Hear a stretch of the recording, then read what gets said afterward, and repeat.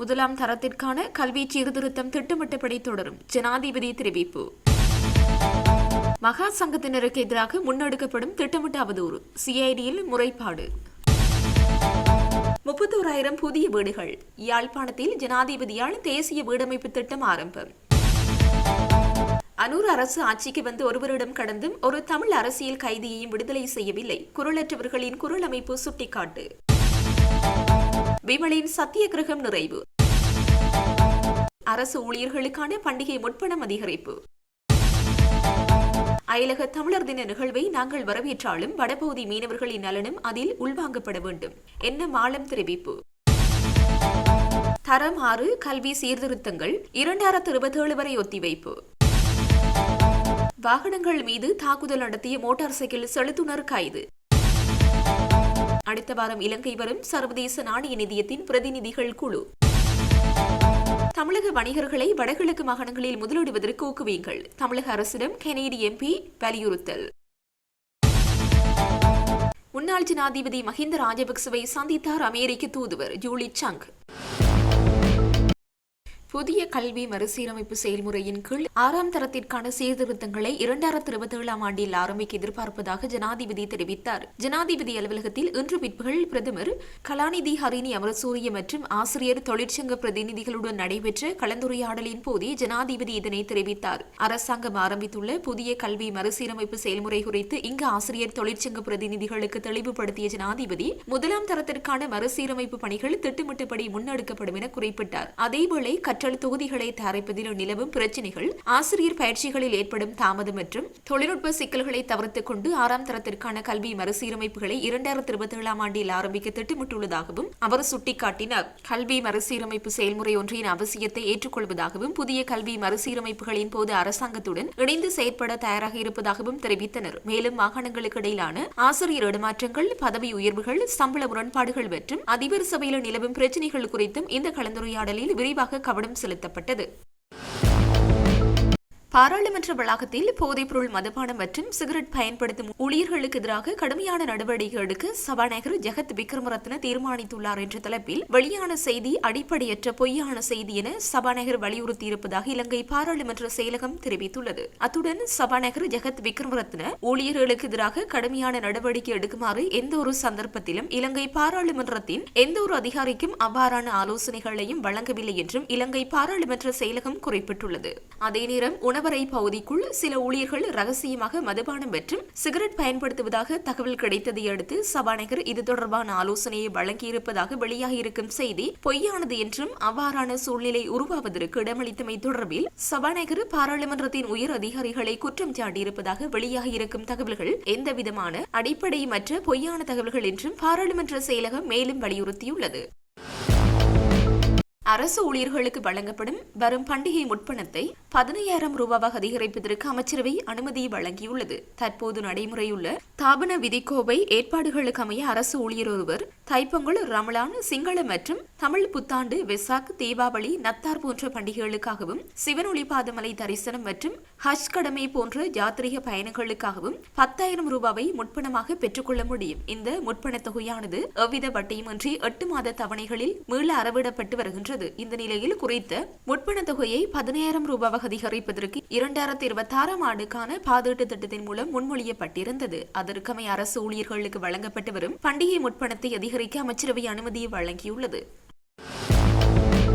தரம் 6 மாணவர்களுக்கான புதிய கல்வி சீர்திருத்தங்களை அடுத்த வருடம் வரை ஒத்திவைப்பதாக அரசாங்கம் அறிவித்ததை தொடர்ந்து முன்னாள் அமைச்சர் விமல் வீரவன்ச கல்வி அமைச்சுக்கு முன்னால் முன்னெடுத்திருந்த தனது சத்தியகிரக போராட்டத்தை முடித்துக் கொண்டுள்ளார். புதிய கல்வி சீர்திருத்தங்களை அவசரமாக நடைமுறைப்படுத்துவதற்கு எதிர்ப்பு தெரிவித்து கல்வி அமைச்சுக்கு முன்பாக இவர் இந்த சத்தியாகிரகத்தை ஆரம்பித்திருந்தார். இந்த நிலையில் குறித்த சீர்திருத்தங்களை ஒத்திவைக்க அரசாங்கம் எடுத்த தீர்மானத்தை அடுத்து தனது போராட்டத்தை கைவிடுவதாக அவர் அறிவித்துள்ளார்.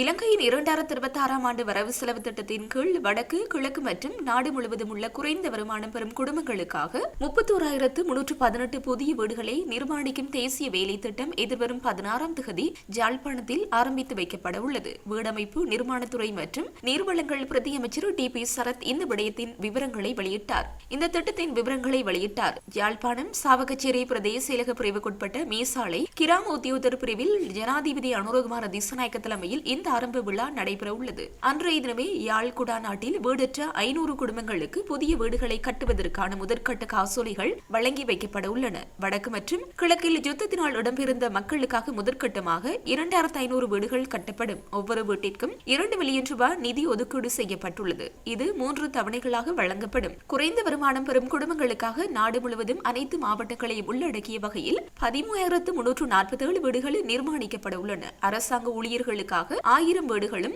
கலைஞர்கள் மற்றும் ஊடகவியலாளர்களுக்காக 4,998 வீடுகளும் நிர்மாணிக்க திட்டமிடப்பட்டுள்ளது.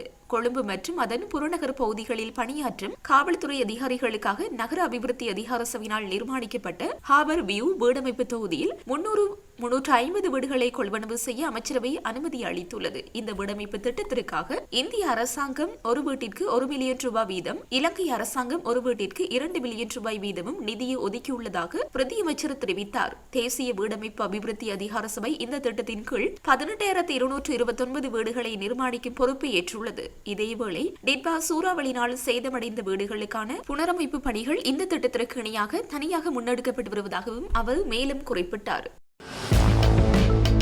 மிகுந்தலை ரஜமகா விகாராதிபதி உள்ளிட்ட மகா சங்கத்தினரை இழிவுபடுத்தும் நோக்கில் சமூக வலைதளங்கள் மற்றும் பல்வேறு ஊடகங்கள் வாயிலாக முன்னெடுக்கப்பட்டு வரும் திட்டமிட்ட சைபர் தாக்குதல்களுக்கு எதிர்ப்பு தெரிவித்து தேரர்கள் குழு ஒன்று குற்றப்புலனாய்வு திணைக்களத்தில் முறைப்பாடு ஒன்றை இன்று பதிவு செய்துள்ளது. இந்த விவகாரம் தொடர்பாக கருத்து தெரிவித்த தேரர்கள் தற்போதைய அரசாங்கத்தின் அமைச்சர்கள் மற்றும் அவர்களது ஆதரவாளர்கள் இணைந்து பௌத்த மதகுருமார்களை குறிவைத்து இவ்வாறான அவதூறு பிரச்சாரங்களை முன்னெடுப்பதாக குற்றம் சாட்டினார். குறிப்பாக அண்மையில் அரசியல்வாதியொருவரால் மிகுந்தலை தேரரை பற்றி கூறப்பட்ட வனச்சாரி போன்ற தரக்குறைவான வார்த்தை பிரயோகங்கள் தனிப்பட்ட ஒரு மதகுருவை மட்டுமல்லாமல் ஒட்டுமொத்த மகா சங்கத்தினரையும் அவமதிக்கும் செயலாகவே கருதப்படுவதாக அவர்கள் குறிப்பிட்டனர். நாட்டின் கலாச்சாரம் மற்றும் பௌத்த சாசனத்தை பாதுகாப்பதில் முன்னின்று உழைக்கும் தேரர்கள் மீது இவ்வாறான தாக்குதல்கள் தொடுக்கப்படுவது வன்மையாக கண்டிக்கத்தக்கது என்றும் இது தொடர்பாக உரிய சட்ட நடவடிக்கை எடுக்கப்பட வேண்டும் என்றும் அவர்கள் வலியுறுத்தினர். மேலும் அரசாங்கம் தனது அரசியல் தேவைகளுக்காக பல்வேறு யூடியூப் அலைவரிசைகளை பயன்படுத்தி மதகுருமார்களை பழிவாங்கும் செயலில் ஈடுபட்டு வருவதாக கவலை வெளியிட்ட அவர்கள் இக்கட்டான சூழல்களில் தேரர்கள் மௌனம் காக்கப் போவதில்லை என தெரிவித்தனர். நாட்டின் ஆட்சியாளர்கள் என்பவர்கள் மக்கள் மற்றும் மதத்தின் பாதுகாவலராக இருக்க வேண்டுமே தவிர இவ்வாறான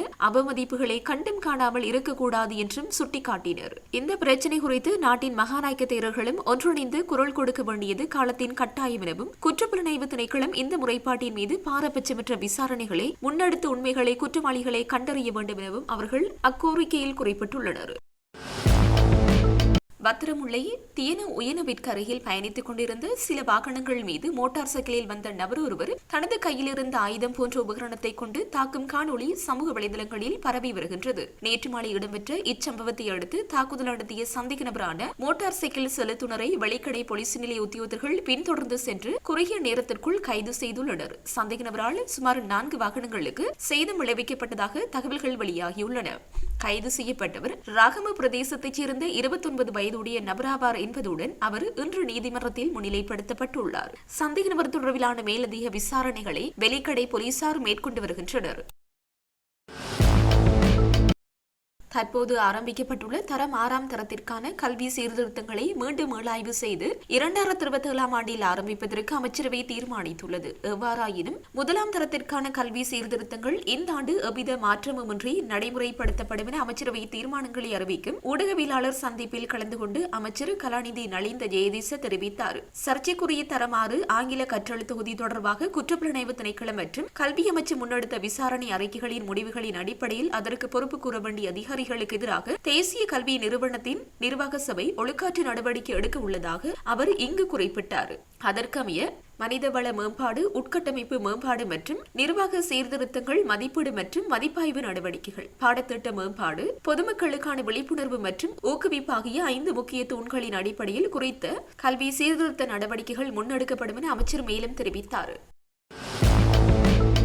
அரசாங்க சேவைக்கு புதிதாக 26,095 பேரை இணைத்துக் கொள்வதற்கு அமைச்சரவை அங்கீகாரம் வழங்கியுள்ளது. இதற்கமைய 23,344 ஆசிரியர்களும் இந்த ஆட்சேர்ப்பு நடவடிக்கைகளில் இணைத்துக் கொள்ளப்பட உள்ளதாக அமைச்சரவை பேச்சாளர் அமைச்சர் நலிந்த ஜெயதீச தெரிவித்துள்ளார்.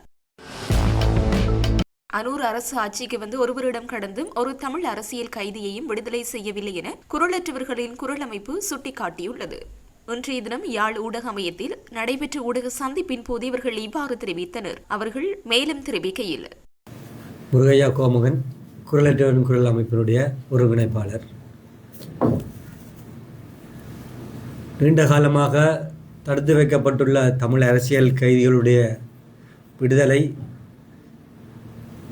இன்னும் சாத்தியப்படாமல் இடப்பிலை இருப்பதற்கு மிகவும் வேதனை அடைகின்றோம். 30 ஆண்டுகளாக சிறையில் இருப்பவர்களுடைய அரசியல் கைதிகள் மிகுதி இன்னும் 10 பேர் இருக்கிறார்கள். அதில் 8 பேர் தண்டிக்கப்பட்டவர்கள், நீதிமன்றங்களால் தண்டிக்கப்பட்டு, அதில் 2 பேர் நீதிமன்றத்தில் விசாரணைகள் நடைபெற்று கொண்டிருக்கின்றது. அந்த அடிப்படையில் அரசியல் கைதிகளுடைய விடுதலைக்காக அவருடைய குடும்பங்கள், உறவுகள் தொடர்ச்சியாக ஒவ்வொரு அரசுகளும் மாறும் பொழுதும் எங்களுடைய கோரிக்கைகளை தொடர்ந்தும் முன்வைத்து கொண்டு வருகின்றோம். அதேபோல் இந்த அரசு, நடப்பு அரசும் தன் ஆட்சி காலத்துக்கு முன் தேர்தல் கால பகுதியில் நமது தமிழ் மக்கள் பிரதேசங்களுக்கு வருகை தந்த பொழுது தேர்தல் பிரச்சார மேடைகளில் அரசியல் கைதிகள் விடுவிக்கப்படும் என்ற செய்திகளை சொல்லி வாக்குகளை சூறையாடி இருந்தார்கள். ஆனால் இன்று 1 ஆண்டுகள் கடந்துள்ள நிலையிலையும் ஒரு தமிழ் அரசியல் கைதி கூட இந்த அரசால் இன்னும் விடுவிக்கப்படாமல் இருக்கிறது எங்களுக்கு மிகுந்த ஏமாற்றம் அளிச்சிருக்கிறது. அதே போல யாழ்ப்பாணத்துக்கு வருகை தர இருக்கின்ற ஜனாதிபதி அவர்கள் பொங்கல் கொண்டாட்டத்துக்கு வருகை தர இருக்கின்றார். பொங்கல் பொதியோட தமிழ் அரசியல் கைதிகளுடைய விடுதலை செய்தியோடு வருவோம் என்றதை எதிர்பார்க்கிறோம். 30 ஆண்டுகளாக தமிழ் அரசியல் கைதிகள குடும்பங்களில் பொங்கல் எதுவும் இடம்பெறாமல் இருக்கின்றது. அவர்களுடைய கண்ணீர்கள் இரத்த கண்ணீர் வடித்து கொண்டிருக்கின்றார்கள். இந்த சூழலில் இந்த நாட்டினுடைய ஜனாதிபதிகள் நமது பிரதேசத்துக்கு வருகை தர இருக்கின்றார் பொங்கல் விழா கொண்டாடுவதற்காக. எனவே அரசியல் கைதிகளுடைய விடுதலைக்கான செய்தியை, அந்த செய்தியோடு நாங்கள் வருவர் என்ற எதிர்பார்ப்போடு இருக்கின்றோம். எனவே எந்த விதமான காரணங்களையும் கூறி இன்னும் காலத்தை இழுத்தடிக்காது.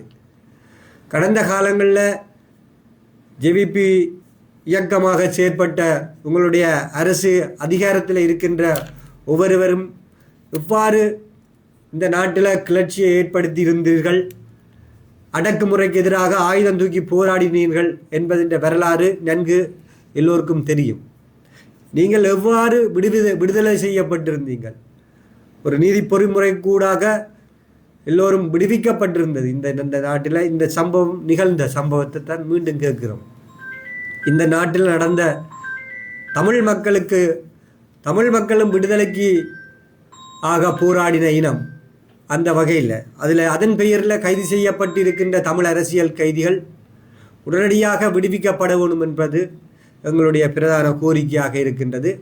இந்த பொங்கல் செய்தியில் நாங்கள் எதிர்பார்க்கிறோம். அடுத்த முறையாவது குடும்பத்தோடு சேர்ந்து இந்த அரசியல் கைதிகள் பொங்குறதுக்கு ஒரு சூழலை இந்த நாட்டின் ஜனாதிபதி ஏற்படுத்தி தர வேண்டும். அதே நேரத்தில் ஒவ்வொரு சுதந்திர தினத்திற்கும் கைதிகள் விடுதலை செய்யப்படுறது வழமை. ஆனால் கடந்த சுதந்திர தினத்தில் தமிழ் அரசியல் கைதிகள் ஒருவர் கூட விடுதலை செய்யப்படவில்லை. இது மிகுந்த ஏமாற்றத்தையும் ஒரு வலியையும் எங்களுக்கு ஏற்படுத்தி இருந்தது. ஆனால் இந்த சுதந்திரத்துக்கு தினத்துக்கு முதல் அவர்கள் விடுதலை செய்யணும். அந்த செய்தியை நாங்கள் எதிர்பார்த்து நிற்கிறோம். நன்றி. வணக்கம்.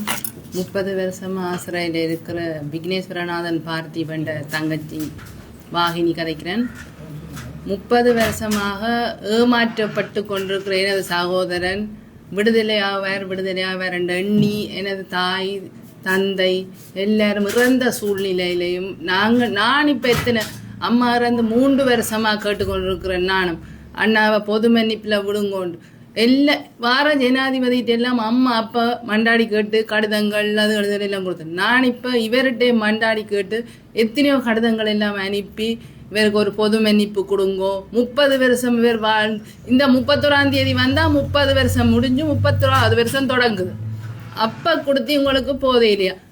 நாங்கள் 30 வருஷமா எங்கட தாய் பொங்கல் கொண்டாடினது இல்லை. ஏன்னு சொன்னால் எங்கட அண்ணா இல்லாமல் அவங்க பொங்கலை கொண்டாடாமையே இறந்துட்டாங்க. எங்கட அம்மா இப்படியே நடியிலும் இப்படி தான் பார்த்துக்கணும். அவள் வரமாட்டா அவருடாமே. ஏனெண்டா அவள் தன் மகன் பெறணும்னு சொல்லி இருந்து கொண்டே அவள் ஒன்றுமே செய்யணும். நானும் இவர் கடைசியாக வந்து ஜனாதிபதி எங்கட அண்ணாவுக்கு ஒரு முடிவு கொடுப்பாருன்னு நம்பிக்கையோடு இருந்தேன். ஆனால் ஒரு வருஷமா எங்கட அண்ணா பற்றி அவற்றை வாயிலிருந்து ஒரு வார்த்தை விடுத்தி வரையில. அது எனக்கு சரியான கவலையா இருந்தது. ஆனால் முதல் நாள் நல்ல நம்பிக்கையோட போனா இவர் தான் ஒரு முடிவு எடுப்பார், இவருக்கு ஒரு பொது மன்னிப்பு கொடுப்பார் என்று நாங்கள் நினைச்சோம். எங்களுக்கு கிடைக்கிறது. இந்த முறை பொங்கலுக்கு வர ஜனாதிபதி எங்கள் அண்ணாக்கு ஒரு விடுதலையான செய்தி அவற்றை வாயிலிருந்து வரணுமென்று நான் அவரை கும்பிட்டு கேட்கிறேன். ஏன்னா அவர் கதைச்சாத்தான் இதுல ஒரு முடிவு கிடைக்கும். மற்றவங்க கதைக்கிறதால எங்களுக்கு எந்த வித பிரயோசனமும் இல்லை. அப்ப ஜனாதிபதி கதைச்சாத்தான் எங்கள் அண்ணாக்கு விடிவு கிடைக்கும் என்றுதான் நான் இப்ப கேட்டுக்கொண்டு வந்திருக்கேன். அவர் வந்து கொண்டாடுறது எங்களுக்கு சந்தோஷம் தான். ஆனால் எங்களோட சோரத்தையும் எங்களோட பொங்கல் கொண்டாட விடணுமென்றதான் எங்களோட கோரிக்கை. நீங்க சொன்னதை செய்வீங்கன்னு ரொம்ப நம்பிக்கையோடு இருந்து நாங்கள் அதை செய்தீங்கன்னால எங்களுக்கு காணும். வேற ஒன்றும் எங்களுக்கு தேவையில்லை. இந்த முறை எல்லாத்தையும் எங்களுக்கு சுதந்திர தினத்துக்கு கண்டாலும் எங்கட அண்ணாக்கு சுதந்திரம் கிடைக்கணும். 30 வருஷம் இருந்தா காணாத எங்கட அண்ணா இத்தனை வருஷம் இருந்து இந்த ஜெயில் வாழ்க்கை அவ்வளோ நேரம் வேற ஒரு ஆக்கள் இருந்திருந்தா அவங்களோட இதுன்னு அவங்கள விட்டுருப்பாங்க. தமிழனா பிறந்த காரணத்தாலே என்னவோ தெரியல எங்கட அண்ணாவுக்கு விடுதலையே கிடைக்கிது. இந்த ஜனாதிபதியை நான் கும்பிட்டு கேட்கிறேன். எங்கட அண்ணாக்கும் சுதந்திரத்தை கொடுங்க, அவரே எங்களோட வாழ விடுங்கன்றதான் நாங்கள் எங்கட கோரிக்கை. ஜனாதிபதி இதை கருத்தில் எடுத்து எங்கட பொது மன்னிப்பு வழங்கணும் என்று கேட்டுக்கொள்கிறேன். அஸ்வஸ்ம நலன்புரி திட்டத்தின் கீழ் உள்ள குடும்பங்களின் பிள்ளைகளுக்கு பாடசாலை உபகரணங்களை கொள்வனவு செய்வதற்காக ஒரு பிள்ளைக்கு 6000 ரூபாய் வீதம் கொடுப்பனவு வழங்குவதற்கு அமைச்சரவை அங்கீகாரம் வழங்கியுள்ளது. அஸ்வஸ்ம திட்டத்தில் உள்ள குடும்பங்களைச் சேர்ந்த பாடசாலை மாணவர்கள் நலன்புரி நன்மைகள் சபை ஊடாக இந்த கொடுப்பனவை பெறுவர். அத்துடன் அஸ்வஸ்மவில் உள்வாங்கப்படாத 300க்கும் குறைவான மாணவர்களை கொண்ட பாடசாலைகளில் பயிலும் மாணவர்களும் பிரிவினாக்கள் மற்றும் துறவு பெண்கள் ஆச்சிரமங்களில் கல்வி பல்கின்ற மாணவர்கள், துறவு மாணவர்கள் மற்றும் சிறுவர் அபிவிருத்தி நிலையங்களில் தங்கியிருந்து பாடசாலை செல்லும் மாணவர்கள் ஆகியோரும் குறித்த கொடுப்பனவை பெற்றுக்கொள்ள தகுதியுடையவர்கள் ஆவர். கல்வி, உயர்கல்வி மற்றும் தொழிற்கல்வி அமைச்சராக பிரதமர் சமர்ப்பித்த யோசனைக்கு அமைச்சரவை தனது அங்கீகாரத்தை வழங்கியுள்ளது. சர்வதேச நாணய நிதியத்தின் பிரதிநிதிகள் குழு ஒன்று எதிர்வரும் 22ஆம் தேதி நாட்டிற்கு வருகை தர உள்ளதாக நிதி மற்றும் திட்டமிடல் பிரதி அமைச்சர் கலாநிதி அனில் ஜெயந்த தெரிவித்துள்ளார். சர்வதேச நாணய நிதியத்தினால் வழங்கப்பட்ட விரிவாக்கப்பட்ட நிதி வசதியின் 5வது மீளாய்வினை பற்றி விவாதிப்பதே இந்த விஜயத்தின் நோக்கம் என்று அவர் கூறினார். விரிவாக்கப்பட்ட நிதி வசதியின் 5வது மீளாய்வு ஏற்கனவே நிறைவடைந்துள்ளது. மேலும் ஒப்புதல் வழங்குவதற்காக IMF நிர்வாக குழு டிசம்பர் 15 அன்று முதலில் கூட திட்டமிடப்பட்டிருந்தது. எனினும் விரைவான நிதி உதவிக்கான இலங்கையின் கோரிக்கையை தொடர்ந்து கூட்டம் ஒத்திவைக்கப்பட்டது. மீளாய்வின் முடிவில் சுமார் 358 மில்லியன் அமெரிக்க டாலர்களை பெறும் என்று IMF குறிப்பிட்டுள்ளது. இலங்கைக்கான அமெரிக்க தூதுவராக தனது ராஜதந்திர சேவையை நிறைவு செய்துவிட்டு ஜனவரி 16ஆம் தேதி நாட்டிலிருந்து புறப்பட உள்ள ஜூலி சங் முன்னாள் ஜனாதிபதி மஹிந்த ராஜபக்சவை சந்தித்தார். இந்த சந்திப்பு மஹிந்த ராஜபக்சவின் இல்லத்தில் இன்று இடம்பெற்றுள்ளது. இந்த சந்திப்பின் போது ஜூலி சங்கின் சிறப்பான பணிகளுக்கு நன்றி தெரிவித்த மஹிந்த ராஜபக்ச அவரது எதிர்கால பணிகளுக்காக வாழ்த்துக்களையும் தெரிவித்துள்ளார். அயலக தமிழர் தினம் என்ற நிகழ்வை நாங்கள் வரவேற்றாலும் வடபகுதி மீனவர்களின் நலனும் அதில் உள்வாங்கப்பட வேண்டும். இன்று வரை தமிழக மீனவர்களின் வருகையை கட்டுப்படுத்த முடியாத நிலை காணப்படுகிறது. அதற்கு காரணம் தமிழக முதல்வரை சேரும் என வடமாகாண கடற்றொழிலாளர் இணையத்தின் செயலாளர் என்.எம். ஆலம் தெரிவித்துள்ளார். மன்னாரில் உள்ள அலுவலகத்தில் இன்று மதியம் இடம்பெற்ற ஊடக சந்திப்பில் கலந்து கொண்டு கருத்து தெரிவிக்கையிலேயே அவர் இவ்வாறு தெரிவித்தார். அவர் மேலும் தெரிவிக்கையில், நேற்று முன்தினம் தமிழகத்திலே நடைபெற்றிருக்கின்ற அயலக தமிழர் தினம் என்ற ஒரு நிகழ்வு மு.க.ஸ்டாலின் கௌரவ தமிழக முதலமைச்சர் மு.க.ஸ்டாலின் அவர்களின் தலைமையிலே விமர்சையாக நடைபெற்றிருக்கின்றது. இலங்கையிலிருந்தும் அதற்கான பிரதிநிதிகள் சென்றிருக்கின்றார்கள். பல விடயங்கள், குறிப்பாக தமிழால் இணைகின்ற பல விடயங்கள், தமிழால் உயர்வோம் தமிழால் இணைவோம் தரணியில் உயர்வோம் என்ற துணிப்பொருளுக்கு அமைவாக அந்த செயற்பாடு நடைபெற்றிருக்கின்றது. இது காலத்தின் தேவையாகும். உண்மையிலேயே இவ்வாறான செயற்பாடுகள் தான் தமிழ் என்ற உணர்வையும் தமிழோடு இணைய வேண்டும் என்ற அந்த ஆசையையும் தமிழ் மக்களுக்கு அது ஏற்படுத்துகின்றது. உண்மையில் 2 நாட்டையும் நாங்கள் எடுத்துக்கொண்டால் தமிழால் இணைவோம் என்பதற்கு பொருத்தமான நாடாக தமிழகத்துக்கும் வடபகுதிக்கும் நிறைய உறவு இருக்கின்றது. குறிப்பாக இந்தியாவுக்கும் இலங்கைக்கான உறவு. அதுக்கப்புறம் எடுத்துக்கொண்டால் நேபாளோ பங்களாதேஷோ பாகிஸ்தானோ தமிழால் இணையக்கூடியவாறு எந்த நாடும் அல்ல. இலங்கைக்குத்தான் அந்த வார்த்தை பொருத்தமானது. எனவே நான் கூற வருகின்ற விடயம், இந்த தமிழால் இணைவோம் என்பத வார்த்தை உண்மையில் பாராட்டக்கூடியதாக இருந்தாலும் தமிழர்கள் நாங்கள் இணைந்திருக்கின்றோமா? தமிழர்களுக்கும் தமிழ்நாட்டில் இருக்கின்ற தமிழர்களுக்கும் இலங்கை வடபகுதியில் இருக்கின்ற தமிழர்களுக்குமான உறவு தொப்புள் கூட உறவு என்பதை நாங்கள் பலவாறாக ஏற்றுக்கொண்டிருந்தாலும் இந்த உறவு ரீதியாக இது ஒரு அரசியலுக்கும் மொழிக்குமானது அல்ல. அதையும் தாண்டி வாழ்வாதாரம், ஒன்றிணைவு, அவர்களின் குடும்ப நிகழ்வுகள் அனைத்துமே இதனூடாக பார்க்கப்பட வேண்டியது. இருந்த போதிலும் இங்கு நடைபெறுகின்ற விடயம் தமிழக மீனவர்களால் தமிழக வடபகுதியில் இருக்கின்ற தமிழர்கள் பாதிக்கப்படுகின்றார்கள். இந்த நிகழ்வு தொடர்ச்சியாக பல வருடங்கள் 3-4 வருடங்களாக நடைபெற்று வருவதாக குறிப்பிடப்பட்டிருந்தாலும் தொடர்ச்சியான இந்த பாதிப்பு தொடர்பாக எந்த விதமான பேச்சுக்களோ அவர்களுக்கான செயற்பாட்டு வாயிலாக அந்த உறவை கட்டியெழுப்பக்கூடிய எந்த செயற்பாட்டுமே இந்த நிகழ்வுகளில் நடைபெறுகின்றதா? இங்கிருக்கின்ற கலந்து கொள்ள செல்கின்ற மலையக, குறிப்பாக கௌரவ செந்தில் தொண்டமான் அவர்கள் மலையகம் சார்ந்து இலங்கை சார்ந்து சென்றாலும் மலையகம் சார்ந்து செல்கின்றார்.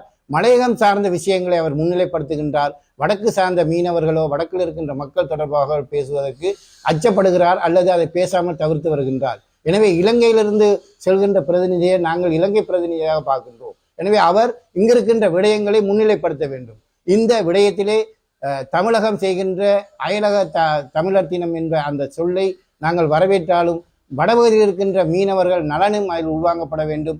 இந்த நலனில் தமிழகத்தினால் இழைக்கப்படுகின்ற அநீதிக்கு பதில் சொல்லக்கூடிய பொறுப்பு இந்த தமிழக முதல்வருக்கு இருக்கின்றது. வெறுமனே தமிழக உறவை மற்றும் பயன்படுத்தி தமிழகத்துக்கும் தமிழ் மக்களுக்குமான மொழி உணர்வை ஊக்கப்படுத்துகின்ற அதே நேரம் இங்கு படுகின்ற மக்களின் துன்பங்களையும் உணர வேண்டும். கடந்த நவம்பர் மாதத்திலிருந்து நாங்கள் இன்று வரையும் பார்க்கும் இந்த டிட்வா புயல், அதுக்கு ஏற்பட்ட அனர்த்தங்கள், கடலுக்கு செல்லாமல் வடபகுதி மீனவர்கள் வீட்டிலே முடங்கி இருக்கின்றார்கள். அவர்களுக்கான எந்த இழப்பீடும் யாருமே வழங்குவதாக இல்லை. ஒரு சில இழப்பீடுகள் வழங்கப்பட்டாலும் அதுவும் அவர்களுக்கு போதுமானதாக இல்லை. இருந்த போதிலும் மக்கள் அங்கு அரசாங்கத்தின் கருத்துக்களை மதிப்பளித்து ஓய்வில் இருக்கின்ற நேரம் தமிழக மீனவர்கள் எங்களது கடலை சூறையாடும் நோக்கில் வந்து இன்று வரை அது நடைபெறுகின்றது.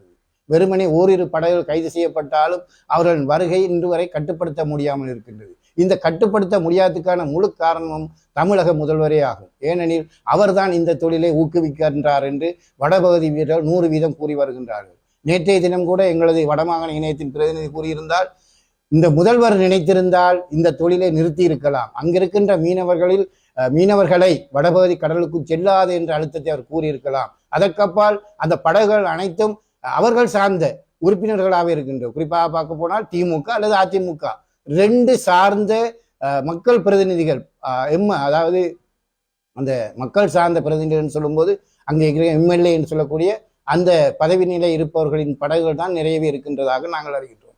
எனவே அவ்வாறானவர்கள் அங்கிருக்கின்ற மீனவர்களை ஏழை மீனவர்களை பயன்படுத்தி இந்த கடலுக்குள் ஊடுருவ செய்கின்றார்கள். அதற்கான வசதிகளையும் செய்து கொடுக்கின்றார்கள். மீன் படகு பிடிபட்டால் அதற்கான இழப்பீட்டை கொடுக்கின்றார்கள். எனவே இந்த கடல் தொழிலை ஊக்குவிக்கின்ற, இந்த தடை செய்யப்பட்ட மீன்பிடி முறையை ஊக்குவிக்கின்ற செயற்பாட்டிலே இந்த தமிழக முதல்வர் செயற்படுகிறாரோ என்று நாங்கள் அஞ்சுகின்றோம். எனவே அவர் நினைத்தால் இன்று கூட அந்த செயற்பாடு நிறுத்த முடியும். வெறுமனே தமிழக முதல்வர்கள் இந்திய பிரதமருக்கு கடிதம் எழுதுவதை நிறுத்திவிட்டு தமிழக மீனவர்களை இலங்கை கடல் எல்லைக்குள் செல்லாமல் தவிர்ப்பது நிச்சயமாக வரவேற்க வேண்டியது. எதிர்காலத்தில் அவர் இந்த செயற்பாட்டில் இருக்க வேண்டும் என்று நான் கேட்டுக்கொள்கின்றேன். மேலுமாக நேற்று நாங்கள் கௌரவ கடற்தொழில் பிரதி அமைச்சர் அவர்களை தென்பகுதியில் இருக்கின்ற மீனவர்கள், குறிப்பாக காலி, மாத்தரை, கம்பகா, கழுத்தரை போன்ற கல்பெட்டி உட்பட்ட தலைவர்களை நாங்கள் சென்று சந்தித்திருந்தோம். வடபகுதி சார்பாக நானும் அதில் ஒரு பிரதிநிதியாக சென்றிருந்தேன். அங்கு நிறைய விடயங்கள் பேசப்பட்டன. தடை செய்யப்பட்ட மீன்பிடி முறைகள் நிறுத்தப்பட வேண்டும், அது வாக்குறுதி அளித்த பிரகாரம் டிசம்பருக்குள் தான் நிறுத்தி தருவதாக அவர் படித்திருந்தார். இருந்த போதிலும் இன்று வரை தொடர்ந்து நடைபெற்று வருகின்றது. எனவே அதை நிறுத்தக்கூடிய வகையிலே நாங்கள் பல கருத்துக்களை அங்கு சொல்லியிருந்தோம். அதில் வடமாகாணம் சார்பாக நாங்கள் ஒரு 4 விடயங்களை மையப்படுத்தி தபால் அட்டைகளை ஜனாதிபதிக்கும் கடற்தொழில் அமைச்சருக்கும் வழங்குவதென தீர்மானித்து அந்த பிரதியை அவர்கள் கையளித்து ஒவ்வொரு விடயங்களுக்கும் நான் ஆக்கப்பூர்வமான பதிலை அவரிடம் எதிர்பார்த்தேன். இருந்த போதிலும் அவர் நழுவல் போக்கிலேயே இந்திய மீனர் விடயத்திலே திடமான பதில் அவரிடமிருந்து வரவில்லை. அதே போன்று உள்ளூரில் இருக்கின்ற தடை செய்யப்பட்ட தொழில்முறையை நிறுத்துவதிலும் அவர் போதிய அளவு அக்கறை செலுத்த கூறிய போதிலும் இன்று வரை அந்த செயற்பாட்டை அவர்களால் நிறுத்த முடியவில்லை என்பதை நாங்கள் ஏற்றுக்கொள்ள வேண்டியிருக்கின்றது. அதற்கப்பால் உளவு இயந்திரங்களை கொண்டு கரவலை செய்வதை நாங்கள் நிறுத்த கூறியிருந்தோம். அது நிறுத்தி தருவதாக பதிலளித்திருக்கின்றார். அதே போன்றுதான் கடல் அட்டை பண்ணைகளை சீராக வடிவமைத்து மீனவர்களுக்கு பாதிப்பில்லாத வகையிலே மறுபரிசீலனை செய்யுமாறு கேட்டிருந்தோம். அதையும் தான் நெக்டா நாராவோடு கதைத்து செய்திருவதாக கூறியிருக்கிறார். இதில் ஒரு விடயம், இந்திய மீனவர் விடயத்திலே அவர்கள் மெத்தன போக்கு, இந்த அரசாங்கம் ஒரு கடுமையான நடவடிக்கை எடுக்க தயங்குகின்றது அல்லது விட்டு கொடுப்போடு கடந்த அரசாங்கங்கள் போல் செயற்படுகிறோம் என்று நாங்கள் அஞ்சுகின்றோம். எனவே இந்த விடயத்தில் அரசாங்கம் கவனம் செலுத்த வேண்டும். குறிப்பாக ஜனாதிபதி அவர்கள் எதிர்வரும் 15ஆம் தேதி மன்னார் வருகை இருக்கின்றது. பல நிகழ்வுகள் அது ஒழுங்கு செய்யப்பட்டிருக்கின்றன. நிச்சயமாக அவர் பல அபிவிருத்தி வேலைகளையும் அதே போன்று சில கருத்துக்களையும் சில அபிவிருத்தி சார்ந்த விடயங்களையும் அவர் கருத்து கூற இருக்கின்ற நிலையிலே கடந்த காலங்களில் அவர் வருகையின் போது பல வாக்குறுதிகளை அளித்திருந்தார். கடல், ஆகாயம், தரை எல்லாமே இலங்கை அரசாங்கத்தின் ஆளுகைக்கு உட்பட்டது. இதில் யாரையும் நாங்கள் அந்நியர்கள் உள்நுழைவதையோ அவர்களின் கட்டுப்பாட்டில் கொண்டு போவதையோ நாங்கள் விரும்பவில்லை, தடுப்போம் என்று. ஆனால் இன்று வரை நடைபெறுகின்றது. எமது கரையிலிருந்து 200 மீட்டர் அளவிலே இந்திய மீனவர்கள், அந்நிய நாட்டு படகுகள் தொழில் செய்கின்றன. கண்மூடிக்கொண்டு கடற்படையும் இந்த அரசும் பார்த்து கொண்டிருக்கின்றது. எமது மீனவர்களின் வலைகள் இந்த அறுத்தறியப்பட்டு எல்லாமே இழந்தவர்களாக, அதாவது சிறு உதவியை கூட அவர்கள் பெற முடியாத நிலையிலும் அவர்களுக்கான அந்த வாழ்வாதார சிறு சிறு அவர்கள் சேமிப்பூடாக அல்லது அவர்களை கடனூடாக பெற்ற உபகரணங்களை கூட இன்று காப்பாற்ற முடியாமல் இருக்கின்றது. ஒரு நேர உலருணவு வழங்கக்கூட இன்று தகுதியற்று இருக்கின்ற இந்த நிவாரண பொதிகளை வழங்குவோம் என்ற அந்த வாக்குறுதி ஒரு தகுதியற்றதாக, ஒரு பெருமதியற்றதாக ஆக்கப்பட்டிருக்கின்றது. ஒரு ஜனாதிபதியின் கருத்து என்பது ஒரு பெருமதியாக நாங்கள் பார்க்கின்றோம். அவரால் சொல்லப்பட்ட அந்த உலருணவை கூட அவராலேயே கொடுக்க முடியாத இந்த 12,000 மன்னர் எடுத்துக்கொண்டால் 12,000 மீனவர்களுக்கு தருவதாக அளிக்கப்பட்ட வாக்குறுதி இன்று 1000தோடு மட்டுப்படுத்தப்பட்டு அவர் கொடுத்த வாக்குறுதி காற்றிலே பறக்கப்பட விட்டிருக்கின்றது. இது அவர் செய்த குற்றமா அல்லது அதிகாரிகள் செய்த குற்றமா என்று அந்த அதிகாரி தான் விளங்கப்படுத்த வேண்டும். ஜனாதிபதியும் இதற்கான விளக்கத்தை தர வேண்டும். ஏனால் ஜனாதிபதி மட்டுமல்ல, இந்த அரசாங்கமும் மீடியா வாயிலாக, ஊடக வாயிலாக வருகின்ற கருத்துக்களுக்கு மதிப்பளிக்கின்றது. அது உன்னிப்பாக பார்க்கப்படுகின்றது. எனவேதான் சந்தி வழியே பேசாமல், கூட்டம் வைத்து பேசாமல் நாங்கள் ஊடக வாயிலாக இந்த விடயத்தை தெளிவுபடுத்துவது. ஊடகங்கள் கண்காணிக்கப்படுகின்றன, அது பார்க்கப்படுகின்றன. இதற்கான பதில் நிச்சயமாக இவர்கள் வாயிலிருந்து வரும் என்று எதிர்பார்த்து இந்த ஊடகத்தை நிறைவு செய்கிறது. இந்த கச்சதீவு விடயம் தொடர்பாக இப்போது அமைதி காக்கப்படுகின்றது அல்லது அது தொடர்பாக மீனவர் சார்ந்த விஷயங்கள் பேசப்படாவிட்டாலும் எதிர்வருகின்ற பிப்ரவரி மாதம் 27ஆம் தேதி நினைக்கிறேன் கச்சதீவுக்கான திருவிழாவுக்கான ஆயத்த பணிகள் இலங்கையில் நடைபெறுகிறது. அதே போன்று இந்தியாவிலும் நடைபெற்று வருகின்றது. அங்கு சில இந்திய மீனவர்களிடையிலே அவர்களுக்கான சில படகு தொடர்பான பிரச்சனை இருப்பதாக நாங்கள் அறிகின்றோம். இருந்த போதிலும் இந்த கச்சதீவு தீவு சம்பந்தமாக கோயில் அந்த பராமரிப்பு அல்லது செயற்பாடுகள் தொடர்பாக நாங்கள் அதில் உள்நுழையாவிட்டாலும் கச்சதீவை சார்ந்து மீன்பிடிக்கின்ற இந்த தமிழக மீனவர்களின் இப்போதைய வருகை இந்த இந்திய இலங்கை அரசுகள் இலங்கை அரசுக்கான ஒரு அழுத்தத்தை கொடுத்து இந்த கைதுகளை குறைத்திருக்கின்றதோ என்று நாங்கள் அஞ்சுகிறோம். ஏனெனில் இந்த கச்சதீவு காலத்திலே ஒரு பெரிய பிரச்சனையை எடுத்துவிடக்கூடாது என்பதற்காகத்தான் இந்த இலங்கை அரசு இந்த தமிழக மீனவர்களின் வருகையை கட்டுப்படுத்துவதில் அசம்பந்தமாக இருக்கின்றது. எனவே இந்த திருவிழா காலங்களில் அவர்களை நாங்கள் தடுக்கும் போது அங்கே போராட்டங்களும் ஏனைய செயற்பாடுகளும் அரசியல் அழுத்தங்களும் ஏற்படும் என்று இந்த இலங்கை அரசு தயங்குகின்றதோ என்று நாங்கள் அஞ்சுகின்றோம். இதற்கப்பால் தமிழக அரசும் இந்த செயற்பாட்டை இந்த காலத்தில் ஊக்கப்படுத்துகின்றது. இதனூடாக இலங்கை அரசாங்கத்துக்கு அழுத்தத்தை கொடுத்து தமிழக மீனவர்கள் போதுமான அளவு இலங்கை கடற்பரப்பில் ஆதிக்கம் செலுத்தக்கூடிய செயற்பாட்டை இந்த செயற்பாடு தமிழக அரசின் செயற்பாடாக இருக்கலாம் என்று நாங்கள் அஞ்சுகிறோம். எனவே உடனடியாக தமிழக அரசு இந்த விஷயத்திலே தலையிட்டு தமிழக மீனவர்கள் வருகையை கட்டுப்படுத்துவதற்கு கச்சதீவு விடயத்திலே நாங்கள் ஒன்றை கூறுகின்றோம். கச்சதீவில் யாத்ரீகர்களாக அவர்கள் வந்து தொழில் செய்வதில் எங்களுக்கு யாத்திரைகளாக வந்து அவர்கள் வழிபாடுகளில் ஈடுபடுவதில் நாங்கள் எந்த மறுப்பும் சொல்ல போவதில்லை. அது அவர்களும் பங்களிக்க வேண்டும். ஆனால் கச்சதீவை பயன்படுத்தி இலங்கை கடற்பரப்பில் அவர்கள் ஆக்கிரமிப்பு செய்வதையோ தொழில் செய்வதோ நாங்கள் எக்காலமும் எதிர்ப்போம் என்பதையும் இந்த வேளையில் பதிவு செய்கின்றேன். CF ஸ்ரீலங்கா என்ற கடற்பரப்பிலே தமிழக மீனவர்களின் தொடர்ச்சியான வருகை இலங்கை கடற்படையினால் போதுமான அளவு கட்டுப்பாட்டுக்குள் கொண்டு வர அவர்கள் முயற்சித்தாலும் இன்று வரை அவர்களால் அதை முழுமையாக கட்டுப்படுத்த முடியாத நிலை இருக்கின்றது. நாங்கள் கோருவது, வடபகுதி மீனவர்கள் கோருவது, தமிழக மீனவர்கள் எங்களது எல்லைக்கு தாண்டி இந்த சட்டவிரோத மீன்பிடியான இழுவை மடியை கொண்டு எமது கடற்பரப்பில் தொழில் செய்யக்கூடாது என்பதுதான். இதில் 2 விடயம்தான் இருக்கின்றது. ஒன்று, எல்லையில் அவர்கள் மறிக்கப்பட வேண்டும். எங்களது கடல் எல்லையை தாண்டுகின்ற அனைத்து படகுகளும் கைது செய்யப்பட்டு அதற்கான படகுகள் பறிமுதல் செய்யப்படுவதோடு மீனவர்களுக்கான தண்டனையும் வழங்கப்பட வேண்டும். அவ்வாறு இந்த அரசு செய்யுமாக இருந்தால்தான் நிச்சயமாக இந்த தொழில் முறையை நிறுத்த முடியும். இதில் பெரிய பொறுப்பு தமிழக அரசுக்கு இருக்கின்றது. அந்த தமிழக அரசு இலங்கை எல்லையை தாண்டாது இருப்பதை, தமிழக எல்லையில் இருந்து கடல் பகுதியில் இலங்கை எல்லையை தாண்டாது இருப்பதற்கான வழிவகைகளில் அவர்கள் மேற்கொள்ள வேண்டும் என்று நான் இதுவரை கேட்டுக்கொள்கிறேன். டிட்பா சூறாவளியினால் பாதிக்கப்பட்ட சமூகங்களுக்கு உதவி செய்வதற்கான மனிதாபிமான உதவியாக இன்னும் 2 மில்லியன் அமெரிக்க டாலர்களை வழங்குவதாக இலங்கையில் உள்ள அமெரிக்க தூதரகம் இன்று அறிவித்தது. இதன் மூலம் டிட்பா சூறாவளி நிவாரணத்திற்காக அமெரிக்கா வழங்கிய மொத்த உதவிகளின் பெறுமதி 4 மில்லியன் அமெரிக்க டாலர்களாக அதிகரித்துள்ளது. 2025ஆம் ஆண்டு டிசம்பர் மாதத்தில் சூறாவளி கரையை கடந்து 72 மணித்தியாலங்களிற்குள் அமெரிக்கா அறிவித்த 2 மில்லியன் அமெரிக்க டாலர்களின் தொடர்ச்சியாக இப்புதிய நிதியுதவி அமைகிறது. இப்பேரனர்த்தத்தினால் பாதிக்கப்பட்ட சமூகங்களுக்கு மிகச் சரியான நேரத்தில் செயற்திறனுடைய உதவிகளை வழங்குவதற்கான அமெரிக்காவின் உறுதிப்பாட்டினை இது அடிக்கோடிட்டு காட்டுகிறது. இலங்கையர்களுக்கு உதவி தேவைப்பட்ட போது அமெரிக்கா உதவி செய்தது என அமெரிக்க தூதுவர் ஜூலி சங் தெரிவித்தார். போர் திணைக்களம் வழங்கிய வான் போக்குவரத்து மற்றும் ஏற்பாட்டியல் நிபுணத்துவங்கள் முதல் மனிதாபிமான உதவியாக வழங்கப்பட்ட 4 மில்லியன் அமெரிக்க டாலர்கள் வரை ஒரு முக்கியமான இந்தோ பசிபிக் பங்காளரான இலங்கை டிட்பா சூறாவளியின் தாக்கங்களிலிருந்து மீட்சியடைந்து முன்னோக்கி செல்வதற்கு நாங்கள் உதவி செய்கிறோம்.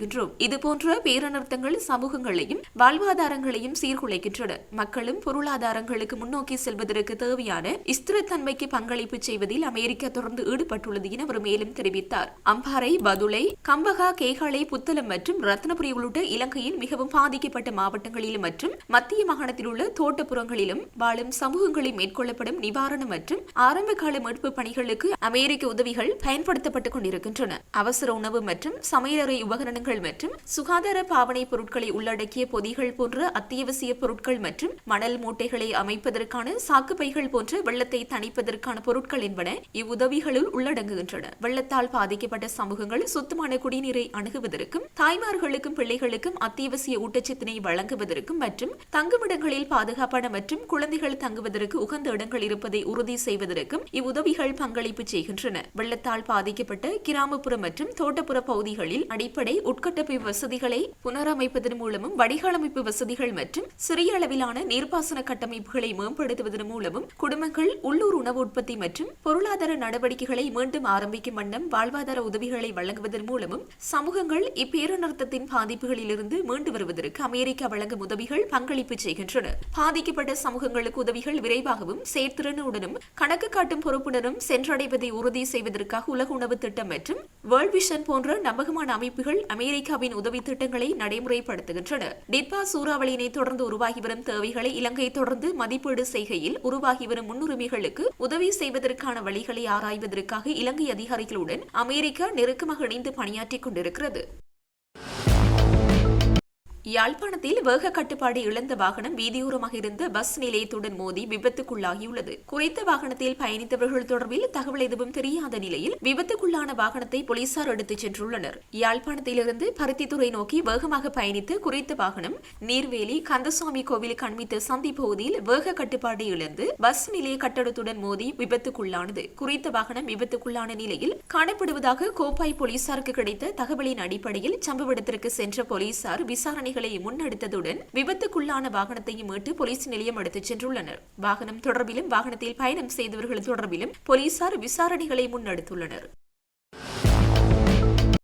இலங்கையின் வடகிழக்கு மாகாணங்களில் போரினால் பாதிக்கப்பட்ட தமிழ் மக்கள் தமது பொருளாதாரத்தை மீள கட்டியமைப்பதில் பல்வேறு சிரமங்களுக்கு முகம் கொடுத்து வருகின்றனர். பொருளாதாரத்தில் சிறந்து விளங்கும் தமிழக அரசினால் ஈழத்தமிழருக்கு உதவ முடியும் என நம்புகின்றேன். அதற்கமைய தமிழக வணிகர்கள் இலங்கையின் தமிழ் பிரதேசங்களில் முதலிடுவதற்கு தமிழ்நாட்டு அரசு ஊக்கமளிக்க வேண்டும் என கனேடிய பாராளுமன்ற உறுப்பினர் ஜீவனிதா நாதன் வலியுறுத்தியுள்ளார்.